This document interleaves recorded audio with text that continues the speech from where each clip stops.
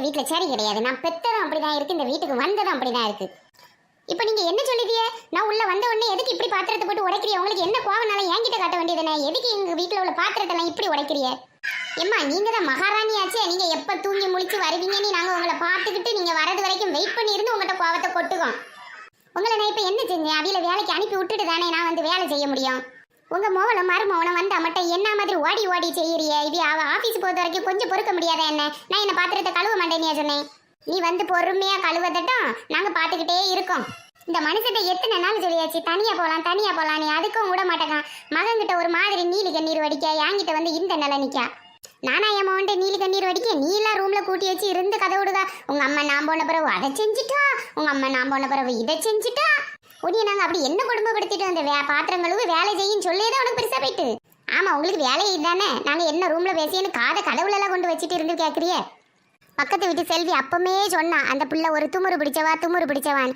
நான் தான் கொஞ்சம் அழகா இருக்காளேன்னு நினைச்சு கட்டி வச்சேன். அழகு இருந்து என்ன பிரயோஜனம்? என்கிட்ட இருந்தா என் கூட படிக்க எல்லா பிள்ளைகளும் சொல்லிச்சு அது அம்மா ஒரு ராட்சசியாக்கா, அங்க போய் நீ எப்படி இருக்க போற? நீ அந்த மனுஷனை பார்த்தல நான் ஆசைப்பட்டு கல்யாணம் பண்ணிக்கிட்ட ஒத்துக்கிட்டேன்.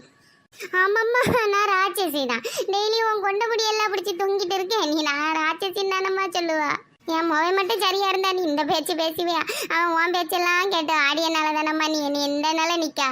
இப்ப எதுக்கு இப்படி நீலி கண்ணீர் வடிக்கிறிய? உங்க மொபைல் வந்த உடனே இதெல்லாம் சண்டையை போட்டு ஒரு நாடகத்தை நடத்தி என்ன இந்த வீட்டை 2 ஆக்கணும். அவளும் தானே உங்க என்ன எல்லாம்? இந்த வயசான காலத்துல இதெல்லாம் உங்ககிட்ட கேட்கணும்னு என் தலையில எழுதி இருக்கு. இந்த 1 ரூபா சோத்துக்கு நான் என்ன பாடுபட வேண்டியதா இருக்கு. உங்களை இப்ப யார் பாடுபடுத்துதா? ஏதோ நான் கொடுமை பண்ணி தள்ளுன மாதிரி நீங்க இந்த பேச்சு பேசுறீங்க. நான் வந்த உடனே நீங்க தானே முதல்ல பாத்திரத்தை போட்டு உடனே உடைச்சிட்டு இருந்தீங்க. உங்களுக்கு ஒரு மக இருக்கு தானே செய்யுது. அவ மாமியார் இந்த மாதிரி எல்லாம் பேசினா நீங்க என்ன சும்மா விடுவீல? என்ன என் மொவலை இப்ப எதுக்கு நீ இழுக்க? அவன் நல்லா இருக்கிறது உனக்கு பிடிக்கலையா? வாங்கிட்டு நான் பேசிட்டு இருக்கேன். என்னை பத்தி மட்டும் தானே நீ பேசணும். ஏன் மொவ நீ எப்ப என் மொவலையை இழுத்துட்டு இருக்கா? நீ அழுதுதான் என் மொவ அந்த வீட்டுக்கு வாரதையே நிறுத்திட்டா. என் மோவனும் என்ன மாதிரி பாசமா இருந்தாவ இப்ப 2 பேச கூடிய மாட்டேக்கு அந்த நிலைமைக்கு ஆக்கி வச்சுட்டா நீ.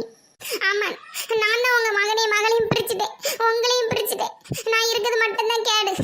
நான் எங்க வீட்டுக்கு போறேன், என் 2 பிள்ளைகளையும் தூக்கிட்டு நான் எங்க வீட்டுக்கே போறேன். நீங்க உங்க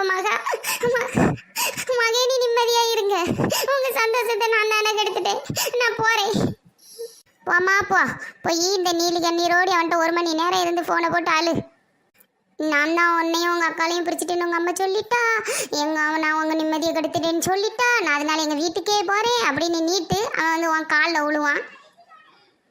நான் பத்தது சரி இருந்தா இவ இப்படி 8, 9 மணி வரை இருந்து தூங்குவாளா? யாரை சொல்லி குறை? நம்ம தலையெழுத்த நினைச்சு இருக்க வேண்டியதான்.